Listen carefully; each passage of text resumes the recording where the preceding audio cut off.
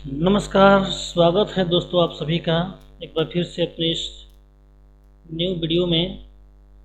आज की इस वीडियो में हम NCF 2005 अर्थात नेशनल करिकुलम फ्रेमवर्क राष्ट्रीय पाठचर्या की रूपरेखा 2005 पे डिस्कस करने वाले हैं। जितने भी साथी इस वीडियो को देख रहे हैं या जुड़ चुके हैं, एक बार मैं आप लोग से रिक्वेस्ट करूँगा, जहाँ तक हो सके आप इस वीडियो को शेयर करें, क्योंकि आज का जो सेशन है बहुत ही खूबसूरत होने वाला है। C TET, UP TET, Haryana TET, Bihar TET, DSSB, BEd, KBS और जितने भी टेट के एग्ज़ाम हैं उनमें सभी में इस टॉपिक से प्रश्न आते ही आते हैं। सी टेट का एग्ज़ाम देंगे तो EVS, CDP, मैथ और लैंग्वेज सबके जो पेडागोजी के क्वेश्चंस आते हैं उन सब में NCF अवश्य आता है। और मैं ऐसे ही नहीं बता रहा हूँ, मैंने भी एग्ज़ाम दिया था तो मैंने NCF को बहुत ध्यान से पढ़ा था। ऐसे यहाँ तो गूगल पर आप देखेंगे 180 पेज का है तो आप कंफ्यूज हो जाएंगे, इसलिए मैंने उस सबका निचोड़ निकाला है जो कि एग्ज़ाम में आता है और इससे बाहर कुछ आता नहीं है। इसलिए आप लोग वीडियो को अंत तक देखें।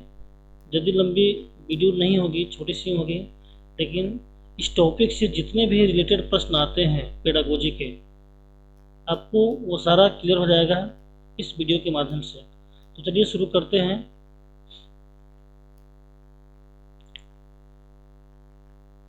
इस वीडियो में हम राष्ट्रीय पाठचर्या की रूपरेखा 2005 यानी NCF के नोट्स लेकर आपके लिए आए हैं। जैसा कि आप सभी को पता होगा कि C TET, KVS, NVS, TGT, TGT, UP TET and other TET के पेपर में NCF 2005 के ऊपर अक्सर प्रश्न पूछे जाते हैं। आगामी TET परीक्षाओं में भी NCF 2005 अर्थात राष्ट्रीय पाठचर्या की रूपरेखा से प्रश्न पूछे जाने की पूर्ण संभावना है। नेशनल करिकुलम फ्रेमवर्क 2005 की सभी महत्वपूर्ण जानकारी इस सेशन में दी गई है एवं साथ ही राष्ट्रीय पाठचर्या की रूपरेखा 2005 से संबंधित कुछ महत्वपूर्ण प्रश्न उत्तर को भी इस वीडियो में मैंने शामिल किया है जो कि पिछली परीक्षाओं में पूछे गए थे।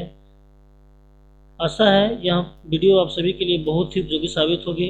आप सभी साथीगण यानी भावी शिक्षकों को आने वाली परीक्षाओं के लिए बहुत बहुत शुभकामनाएं। तो यह जो NCF 2005 है, मैं बता दूं, यह चौथी NCF है। इसके पहले सन 2000 ईस्वी में, उसके पहले 1998 में, उसके पहले भी 1975 में यह NCF आया था। लेकिन जो सबसे लेटेस्ट NCF है 2005, यह कोई बड़ी चीज़ है नहीं, यह एक दस्तावेज है। अर्थात बालकों को क्या और क्यों और कैसे पढ़ाया जाए, राष्ट्रीय पाठचर्या 2005 इन्हीं विषयों पर ध्यान केंद्रित कराने हेतु एक दस्तावेज है। आप समझ गए कि NCF 2005 एक दस्तावेज है जो यह बताता है कि बालकों को किस प्रकार पढ़ाया जाए, कैसे पढ़ाया जाए और क्यों पढ़ाया जाए। राष्ट्रीय पाठचर्या की रूपरेखा 2005 का उद्धरण रविंद्रनाथ टैगोर के निबंध सभ्यता और प्रगति से हुआ है, जिसमें उन्होंने बताया है कि सृजनात्मकता का उदार आनंद बचपन की कुंजी है। NCF 2005 का अनुवाद संविधान की 8वीं अनुसूची में दी गई भाषाओं में किया गया है। यह विद्यालय शिक्षा का अब तक का नवीनतम राष्ट्रीय दस्तावेज है। NCF 2005 भारत में स्कूलों के लिए पाठ्यक्रम, पाठ्य पुस्तकों और शिक्षण प्रथाओं के लिए एक दिशा निर्देश के रूप में कार्य करता है। NCF 2005 ने शिक्षा पर पिछली सरकार की रिपोर्टों जैसे लर्निंग विदाउट बर्डन और नेशनल पॉलिसी ऑफ एजुकेशन 1986 से 1992 और फोकस ग्रुप डिस्कशन पर अपनी नीतियों को आधारित किया है। अर्थात NCF 2005 का मुख्य लक्ष्य यही है कि लर्निंग विदाउट बर्डन यानी बिना बोझ के शिक्षा। जैसे कि पुराने ज़माने में हम लोग जब स्कूल जाया करते थे तो बहुत सारा होमवर्क दिया जाता था, TLM का उपयोग नहीं किया जाता था, अच्छी अच्छी गतिविधियाँ नहीं सिखाई जाती थी। लेकिन वहीं NCF 2005 जो आया तो उसमें यहाँ सब कुछ बताया जा रहा है कि शिक्षा ऐसे देना है कि विद्यार्थी को बोझ भी नहीं लगे। उससे मूवमेंट में गतिविधियों के द्वारा सिखाना है, सब कुछ उसे सिखाना है आसानी से। अब जो सबसे इम्पोर्टेंट टॉपिक है, NCF 2005 के 5 मार्गदर्शक सिद्धांत है।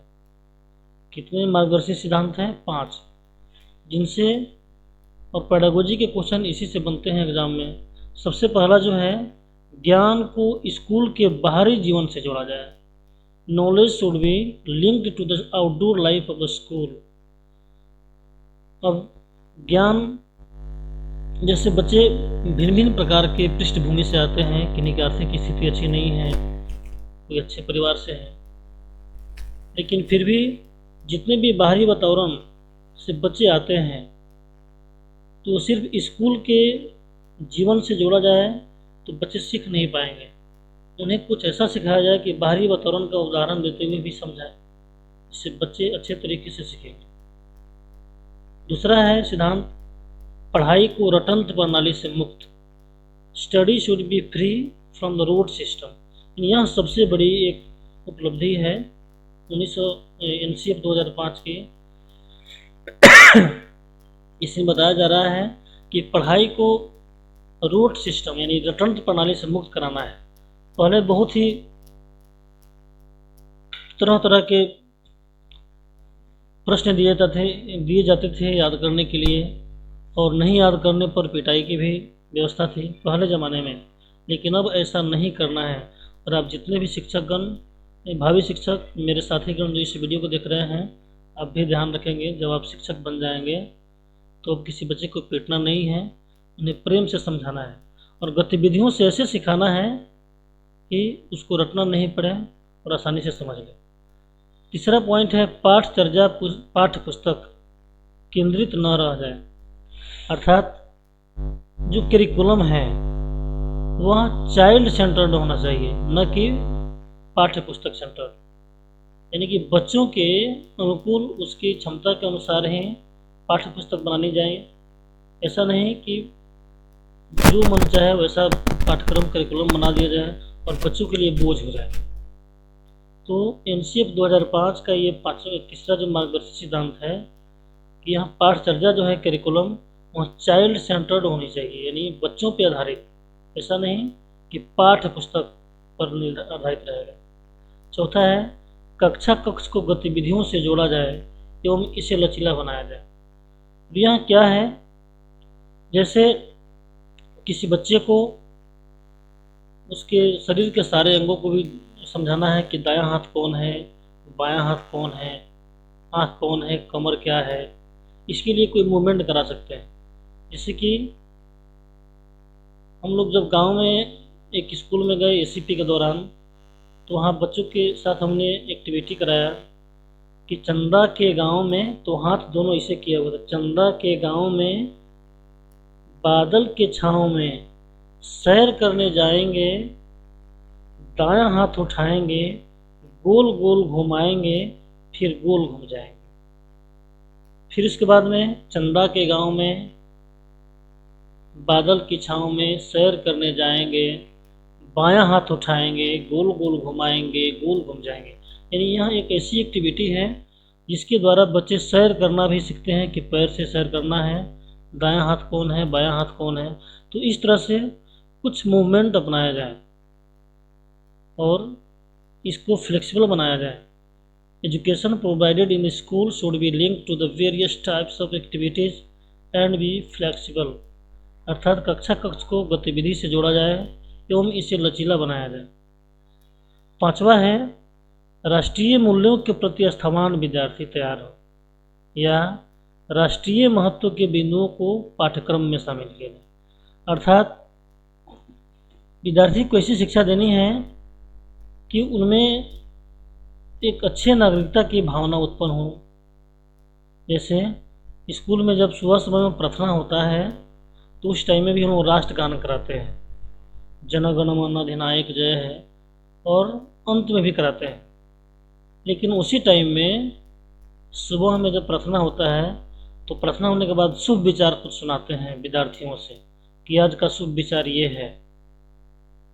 तो ऐसी ऐसी बातें बतानी चाहिए जिस टाइम में सारे विद्यार्थी उपस्थित हों, ताकि उनमें अवगुण न आ पाए, अच्छे गुण आए और वह राष्ट्र के प्रति उसके अंदर एक आस्थावान भावना उत्पन्न हो। राष्ट्रीय पाठचर्या की रूपरेखा 2005 के प्रमुख सुझाव क्या है? अब यह सबसे बड़ी इम्पोर्टेंट टॉपिक है। इसमें बालक सक्रिय है, वह स्वयं से जाने, सीखे और नई नई चीज़ों को आजमाएं, जोड़ तोड़ करें, गलतियां करें और स्वयं सुधार करें। बालक सक्रिय है, इसको कभी नहीं समझना है कि बालक निष्क्रिय हैं। जो भी बालक आते हैं घर से कुछ न कुछ सीख कर ही आते हैं। और जैसा कि मैं एग्जांपल दूं, बालक भी सक्रिय हैं, आप लोग भी सक्रिय हैं। अगर सक्रिय नहीं होते तो ये वीडियो नहीं देखते, क्योंकि आप लोग में एक सक्रियता की भावना यह दर्शा रही है कि आपको सीटेट का एग्ज़ाम निकालना है या कोई टेट का एग्ज़ाम निकालना है। तो सक्रिय आप भी हैं, हम भी हैं, बच्चे भी सक्रिय होते हैं। और सबसे बड़ी बात कि वे स्वयं से जानें। जैसे बच्चे किसी चीज़ को देखते हैं तो अपने पापा से, मम्मी से बहुत सारे प्रश्न पूछते हैं, यहाँ क्या है, क्यों है, कैसे है। स्कूल में भी बहुत सारे प्रश्न पूछते हैं। तो उन्हें ऐसा करने से मना नहीं करना चाहिए। बच्चे नई नई चीज़ों को आजमाएं, जोड़ तोड़ करें। जब तक बच्चा जोड़ तोड़ नहीं करेगा तो फिर सीखेगा कैसे?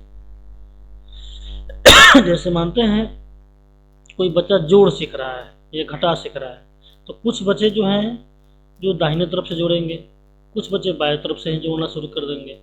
तो उन्हें डांटना नहीं है, उन्हें समझाना है, प्रेम से समझाना है। और बच्चे जब गलतियां करेंगे नहीं तो फिर सीखेंगे कैसे कि सही क्या है। तो इसलिए यहाँ सबसे महत्वपूर्ण सुझाव है कि बालक child is active and he should be self study. बालक सक्रिय है, वह स्वयं से जाने, सीखे और नई नई चीज़ों को आजमाए। दूसरा है सीखना सक्रिय व सामाजिक गतिविधि भी है। सीखना यानी लर्निंग एक्टिव भी है और सामाजिक गतिविधि भी है। कहीं कहीं प्रश्न में आता है कि सीखना क्या है, कौन सी गतिविधि है, सक्रिय व सामाजिक। यह दोनों ऑप्शन जहाँ दिखे, किसी ऑप्शन में सक्रिय रहेगा, किसी में सामाजिक रहेगा, किसी में सक्रिय व सामाजिक दोनों रहेगा, किसी में कोई नहीं रहेगा। तो यहाँ जो दोनों ऑप्शन जिसमें दिखाई दे वही सही होगा। सीखने में यांत्रिकता बार बार नहीं आनी चाहिए। यह सबसे बड़ी इम्पोर्टेंट है कि सीखने में बार बार यांत्रिकता नहीं आनी चाहिए। चौथा है सीखने को डर और अनुशासन की जगह आनंद एवं संतोष से जोड़ा जाए। जैसे मैंने अभी कुछ देर पहले बताया था, चंदा के गांव में जैसे बच्चों को कुछ सिखाना है, जैसे नदी का नाम सिखाना है, तो कैसे सिखाएंगे? एक मूवमेंट कराएंगे, कुछ बच्चे को खड़ा कर देंगे एक पाँति में, कुछ बच्चे को दूसरी पाँति में खड़ा कर देंगे। कोई बच्चा आगे होगा, उससे बोलेंगे नाव चली नाव चली नाव चली रे, जमुना नदी में नाव चली रे, नाव चली नाव चली नाव चली रे, गंगा नदी में नाव चली रे। ऐसा ऐसा करके 5-10 नदियों का नाम लेंगे। धीरे धीरे बच्चे करते करते इन नदियों को नाम सुनेंगे और सीख लेंगे। इस तरह से सीखने को डर और अनुशासन की जगह आनंद एवं संतोष से जोड़ा जाए, यानी गतिविधियों के द्वारा ही बच्चे को कुछ सिखाया जाए तो वो अच्छी तरह से सीखेंगे। बालक को स्कूल, घर, समुदाय आदि सब जगह महत्वपूर्ण माना जाए और उसकी भाषा, संस्कृति को भी सम्मान दिया जाए। यह भी बात है, जैसे बच्चे कुछ गांव से आते हैं तो उनकी जो मातृभाषा है, जैसे गांव में होता क्या है कि अक्सर लोग भोजपुरी बोलते हैं या उनके क्षेत्र की जो भी भाषा है वही बोलेंगे। और स्कूल में जब आएंगे तो स्कूल की भाषा थोड़ी सी अलग होती है। तो वहाँ के शिक्षक को यह चाहिए कि बच्चा जिस भाषा में बात कर रहा है उसको महत्व दिया जाए, उसको डांटा नहीं जाए कि ये भाषा तुम मत बोलो। बच्चे जिस संस्कृति से भी आते हैं उनका भी सम्मान दिया जाए। जैसे कुछ बच्चे को दिवाली अच्छा लगता है, कुछ को होली अच्छा लगता है, किसी को ईद अच्छा लगता है। उनकी जो भी संस्कृति है, जो भी भाषा है, उसके प्रति उनको कोई ऐसी बात नहीं बोलना है कि उन्हें कष्ट मालूम हो, उन्हें कि उनके सम्मान करना है। प्राथमिक स्तर पर पाठचर्या की सभी गतिविधि में भाषा और गणित का महत्वपूर्ण स्थान माना गया है। बहुभाषिक कक्षा शिक्षण तीन भाषाओं त्रिभाषा सूत्र की वकालत करता है। बहुभाषिक कक्षा क्या है? जैसे कुछ बच्चे स्कूल में कोई ऐसा जगह है जहाँ कुछ बच्चे किसी क्षेत्र से आते हैं, कोई बच्चा हिंदी बोलता है, कोई भोजपुरी बोलता है, कोई मगही बोलता है, कोई मैथिली बोलता है, या जिनका जो क्षेत्रीय भाषा है बोलता है। तो बच्चे जब एक साथ बैठेंगे कुछ दिन के बाद तो एक दूसरे की भाषा सुनेंगे और सुनते सुनते उन्हें उस भाषा का भी ज्ञान हो जाएगा, यानी इसी को बहुभाषिकता बोलते हैं। तो बहुभाषिक कक्षा शिक्षण तीन भाषाओं त्रिभाषा सूत्र की वकालत करता है। इसने भाषा के 4 कौशल की बात की है। किसने? एनसीएफ 2005 ने। सुनना, बोलना, पढ़ना, लिखना। किसी भी प्रकार की सूचना को ज्ञान मानने से बचा जाए। यह भी एक इम्पोर्टेंट टॉपिक है, ये पॉइंट है। किसी भी प्रकार की सूचना को ज्ञान नहीं मानना है, सूचना सूचना ही मानना है। विद्यार्थियों को दी जाने वाली शिक्षा में शिक्षण सूत्र जैसे ज्ञात से अज्ञात की ओर, मूर्त से अमूर्त की ओर आगे शिक्षण सूत्रों का अधिक से अधिक प्रयोग किया जाना चाहिए। सजा और किसी भी प्रकार की भावना को सीमित किया जाए। सजा और दंड, यहाँ दंड छूट गया है, तो सजा और दंड की जो भावना है उसको सीमित किया जाए। यानी बच्चों पे हम बोझ नहीं डालना है कि अगर जो होमवर्क दिया गया उसको याद नहीं किए तो कल पीटेंगे, कल ये करेंगे, वो करेंगे। तो सजा और दंड की भावना को सीमित करना है। सह शैक्षिक गतिविधियों में बच्चों के अभिभावकों को भी जोड़ा जाए, यानी उनके उनके जो गार्जियन हैं उनको भी बुलाया जाए गतिविधियों में कि आप भी आइए देखिए। विशाल पाठ्यक्रम व मोटी किताबें शिक्षा प्रणाली की सफलता का प्रतीक है। ऐसा नहीं है कि बच्चे को बहुत मोटी मोटी किताबें दे दें जिनको पढ़ने में उनको अच्छा नहीं लगे। किताबें उनको पतली ही देनी है, इसमें चित्र के साथ उनको वर्णन किया गया हो। जैसे कुछ चित्र ऐसे हैं जिनको देखकर बच्चे कल्पना करें, जैसे किसी पहाड़ का चिन्ह हो, चित्र हो, किसी जंगल का चित्र हो, किसी नदी का चित्र हो, ऐसे प्राकृतिक चीज़ों का चित्र उसमें दें, इसको देखकर बच्चे कल्पना करें। मूल्यों को उपदेश देकर नहीं बल्कि वातावरण देकर स्थापित किया जाना चाहिए। पुस्तकालय में बच्चों को स्वयं पुस्तक चुनने का अवसर देना चाहिए। ये भी एक अच्छी पॉइंट है। पुस्तकालय में जब बच्चे जाते हैं तो उन्हें ये नहीं बोलना है कि तुम यही किताब पढ़ो, उनको जो अच्छा लगे वही किताब निकाले और पढ़े। सांस्कृतिक कार्यक्रमों में मनोरंजन के स्थान पर सौंदर्य बोध को बढ़ावा भी देना चाहिए। शिक्षकों को अकादमिक संसाधन व नवाचार समय पर पहुंचाया जाना चाहिए।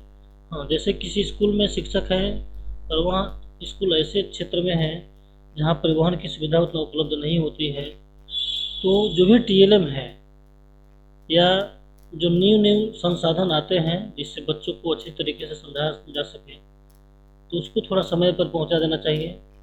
यह एनसीएफ 2005 कहता है।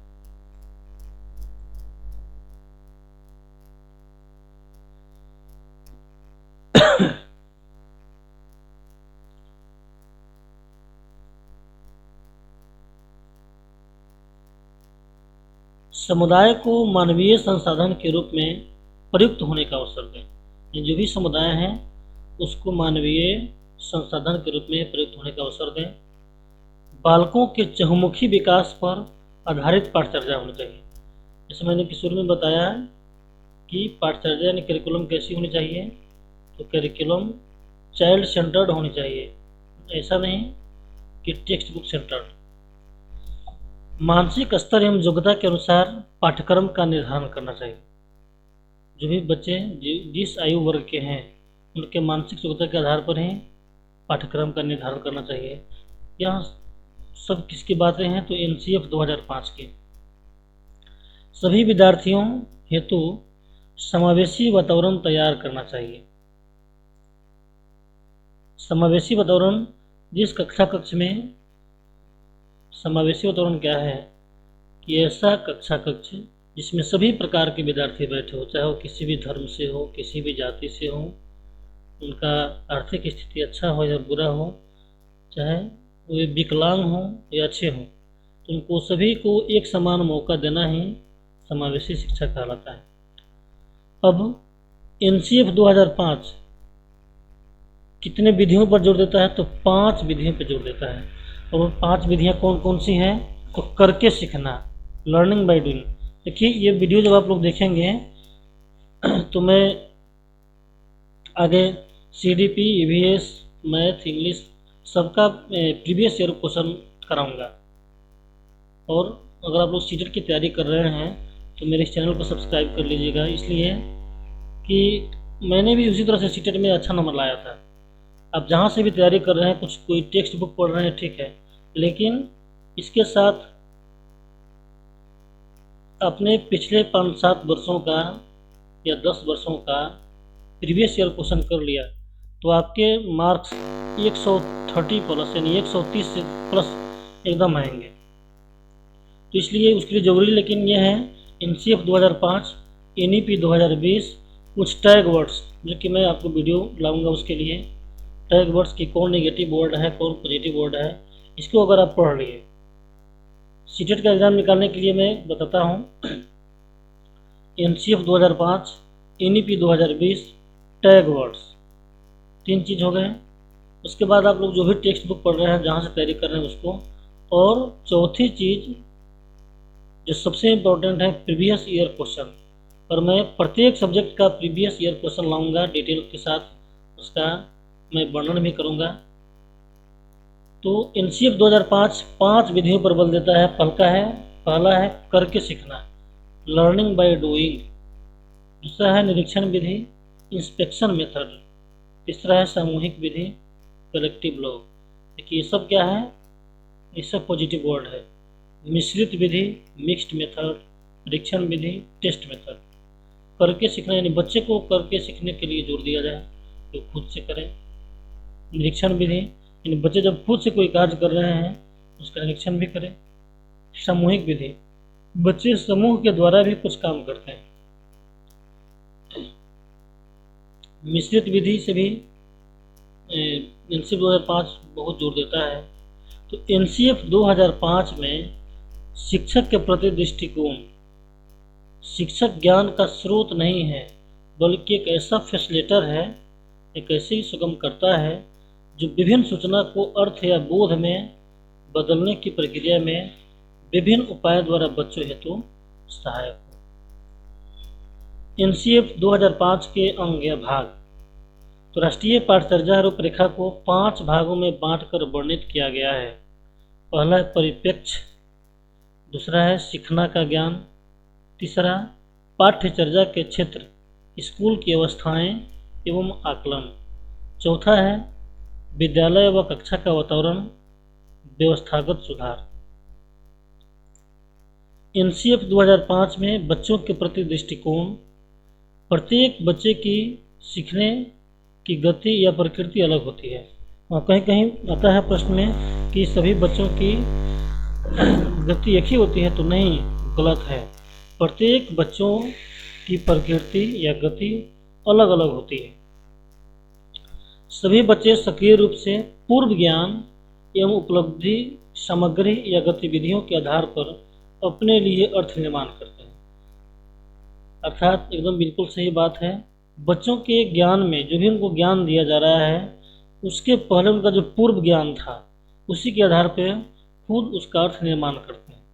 तो इसीलिए बताया जाता है कि जब भी आप कक्षा में कुछ पढ़ाने जाएं तो सबसे पहले बच्चों से उस सब्जेक्ट के बारे में, उसकी पूर्व ज्ञान के बारे में पूछें, जानकारी लें। NCF 2005 भाषा के प्रति दृष्टिकोण। बच्चों में भाषा समझने, अभिव्यक्त करने की क्षमता जन्मजात होती है। NCF 2005 गणित की प्रति दृष्टिकोण, क्योंकि सबसे प्रश्न आते हैं। बच्चे गणित की मूल संरचना को समझने, अंक गणित, बीज गणित, रेखा गणित, त्रिकोणमिति के सभी मूल तत्व, समस्या समाधान की अनेक युक्तियां अर्थात समान परिमाण, स्थिति विश्लेषण, अनुमान लगाना पुष्टि करना आदि पद्धति मुहैया कराते हैं। अब हमने कुछ प्रश्न लिया है, ज़्यादा प्रश्न नहीं, शायद 10 प्रश्न लिए हैं हमने। NCF 2005 के आधार पर कुछ प्रश्न आते हैं, लेकिन यह जो प्रश्न है यह सीटेट के एग्ज़ाम में ऐसा प्रश्न नहीं देखने को मिलेगा। सीटेट के एग्ज़ाम में जो पैडागोजी का प्रश्न आता है, चाहे CDP हो, EVS हो, मैथ हो, इंग्लिश हो, हिंदी हो, संस्कृत हो, उन सब में पैडागोजी के रूप में इस टॉपिक से प्रश्न आते हैं। तो ये जो प्रश्न है, विद्यालय शिक्षा का अब तक का नवीनतम राष्ट्रीय दस्तावेज कौन है? तो NCF 2005। अब प्रश्न पूछा जाए कि NCF 2005 कौन सी है? तो चौथी है। इसके पहले 2000 में, सन 2000 में, फिर 1998 में, फिर उसके पहले 1975 में। इस मंत्रालय की पहल पर NCF 2005 तैयार किया गया था। किस मंत्रालय की पहल पर NCF 2005 तैयार किया गया था? तो मानव संसाधन विकास मंत्रालय। किसकी अध्यक्षता में विद्वानों ने NCF 2005 तैयार किया? प्रोफेसर यशपाल। चौथा प्रश्न है, NCF 2005 का प्रमुख सूत्र क्या है? तो बिना भार के अधिगम, यानी बिना बोझ के सीखना, लर्निंग विदाउट बर्डन। NCF 2005 का प्रारंभ रविंद्रनाथ टैगोर के किस निबंध से होती है? तो सभ्यता और प्रगति से। NCF 2005 में क्या बल दिया गया है? तो शांति की शिक्षा, शांति के लिए शिक्षा। NCF 2005 में क्या बताया गया है? तो सपनों के भारत को धरातल पर उतारने की युक्ति। 8वां प्रश्न है, सपनों के भारत NCF 2005 के अध्याय विद्यालय एवं कक्षा का वातावरण में क्या बताया गया है? तो वातावरण के भौतिक एवं मनोवैज्ञानिक आयाम अधिगम को कैसे प्रभावित करते हैं। करिकुलम किस भाषा का शब्द है? लैटिन भाषा का। सामाजिक अध्ययन शिक्षण का राष्ट्रीय पाठ्यक्रम कब बनाया गया? 2005 में। तो अंत तक वीडियो में बने रहने के लिए आप सभी का बहुत बहुत धन्यवाद। एक बार फिर से मैं बोलूँगा कि अगर आप सीटेट की तैयारी कर रहे हैं, प्रीवियस ईयर क्वेश्चन चाहिए सॉल्यूशन के साथ, तो प्लीज़ आप मेरे चैनल को सब्सक्राइब कीजिए, क्योंकि मैं वहाँ सारे वीडियो लाऊंगा। वीडियो में एक एक सब्जेक्ट का प्रीवियस ईयर के सारे क्वेश्चंस लाऊंगा। धन्यवाद।